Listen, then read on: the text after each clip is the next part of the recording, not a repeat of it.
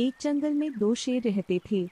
बड़े भाई का नाम बगीरा और छोटे भाई का नाम शेर खान था। शेर खान बहुत ही फुर्तीला और तेज था। बगीरा उम्र में बड़ा जरूर था, मगर वो बहुत ही आलसी, इतना कि वह शिकार भी नहीं करता था। शेर खान जो शिकार करता, उसके खाने के बाद जो बचता उसे बगीरा खा लेता। जंगल के सारे जानवर इस वजह से बगीरा से काफी नाराज रहते थे।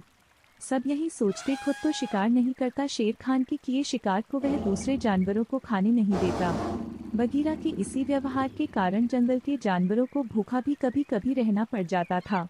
एक दिन जंगल के सभी जानवरों ने आपस में तय किया कि अब बहुत हुआ। हाँ, इस समस्या का अब समाधान करना। जंगल के राजा का चुनाव करने की सोची, ताकि राजा के खाने के बाद जो भी बचेगा उसमें बगीरा के साथ साथ और भी जानवरों का भी हिस्सा हो। सबने सोचा, इस बारे में हमें अब शेर खान से बात करनी होगी। सुनो दोस्त, जंगल में इस बगीरा का कुछ करना होगा। वह शेर खान के सभी शिकार को स्वयं ही खा जाता है और हमारे लिए कुछ भी नहीं छोड़ता। अब हमें उसकी शिकायत शेर खान से करनी ही होगी। ठीक कहते हो भाई। इस बगीरा के बदले अब शेर खान को जंगल का राजा बनाना होगा, नहीं तो हमें भी भूख से मरना पड़ेगा। हाँ भाई, अब जंगल में चुनाव कराने की तैयारी करनी होगी ताकि हमें हमारा नया राजा मिल पाए और हम भी शेर खान के बचे हुए शिकार को खा पाए। हाँ, लेकिन शेर खान से बात कौन करेगा? बगीरा हमेशा उसके साथ रहता है। अगर उसे पता चल गया कि हमने शेर खान से इसकी शिकायत की है, तो वह हमें जिंदा नहीं छोड़ेगा। अरे डरते क्यों हो? मैं हूं ना तुम लोगों के साथ, चलो मेरे साथ। जंगल काफी बड़ा और घना भी था। जंगल के बीचों बीचों बीच एक नदी बहती थी। उसी नदी के पास पास एक पहाड़ भी था। पहाड़ के पास ही शेर खान का गुफा था। सभी जानवर एक साथ शेर के गुफा के पास पहुंचे। शेर खान अपनी शेरनी के साथ गुफा के बाहर ही बैठा था और शेर खान का बेटा उनके पास ही खेल रहा था। एक साथ सभी जानवर को देख शेर खान चौंक गया। आलसी बगीरा भी कहीं से घूमकर तभी वहां पहुंच गया।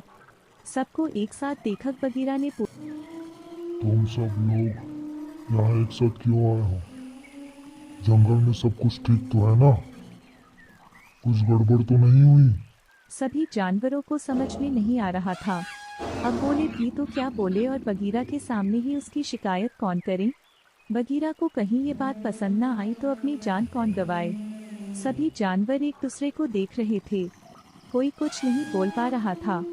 तभी उनके बीच में से एक भेड़िया ने बोला, हमें राजा का चुनाव करना है।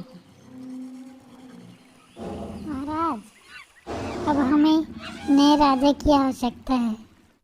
यह राजा तो दिन प्रतिदिन आलसी होता जा रहा है और आपके द्वारा किया गया शिकार भी अन्य जानवरों को नहीं बांटता है।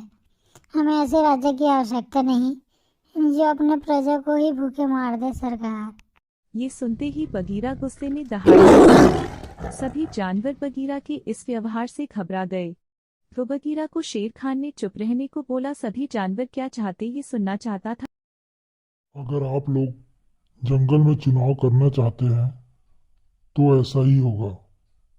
तो फिर आप ही लोग बता दीजिए कि इस जंगल का राजा आप लोगों ने किसे चुना है? डरते डरते भेड़िया ने कहा, महाराज, हम आपको ही इस जंगल का राजा बनाना चाहते हैं। हमें मालूम है कि बगीरा को जंगल से ज़्यादा अपनी नींद की फिक्र होती है।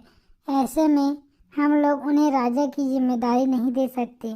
उन्हें भी यह पसंद नहीं होगा कि पूरी जंगल की रखवाली या देख रेख वो करे। वो अपनी आलस की जिंदगी से काफ़ी खुश है और हम लोग उन्हें परेशान नहीं कर सकते। बगीरा यह सुनकर चुपचाप वहां से चला गया और वह इस बात को मानने को तैयार नहीं कि मेरा छोटा भाई को सबने राजा बनाया तो क्यों बनाया। वह सोच रहा कि यह सब जरूर शेर खान की चाल है।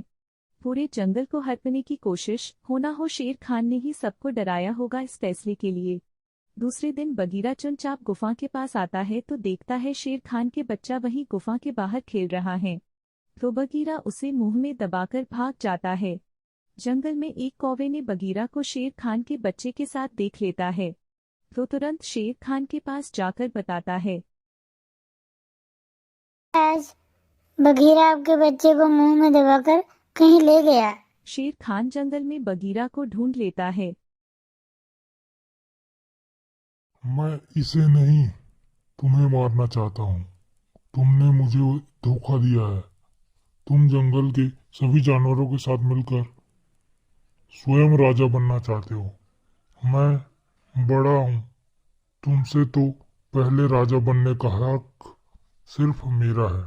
यह बोलते ही बगीरा ने शेर खान पर हमला कर दिया। फिर दोनों की जमकर लड़ाई होती है। बगीरा इस लड़ाई में जब पूरी तरह जख्मी हो जाता है, शेर खान बगीरा से कहता है। तुम्हारे आलसीपन के कारण ही सभी जानवरों ने मिलकर मुझे राजा बनाया है। मैंने तुम्हें हमेशा अपना बड़ा भाई माना है। मैंने तुम्हें कोई धोखा नहीं दिया है। बगीरा अपनी आखिरी सांस में पछताने के अलावा कुछ नहीं कर सकता था। बगीरा ने अपनी हरकतों के लिए शेर खान और उसके बच्चे से माफी मांगता है और वहीं मर जाता। इस कहानी से हमें यह शिक्षा मिलती है, अगर आपके मन को किसी की कोई बात अच्छी ना लगे तो उस बात के बारे में पूरी तरह जानने या समझने की कोशिश करनी चाहिए और आपसी सहमति से समाधान निकालना चाहिए।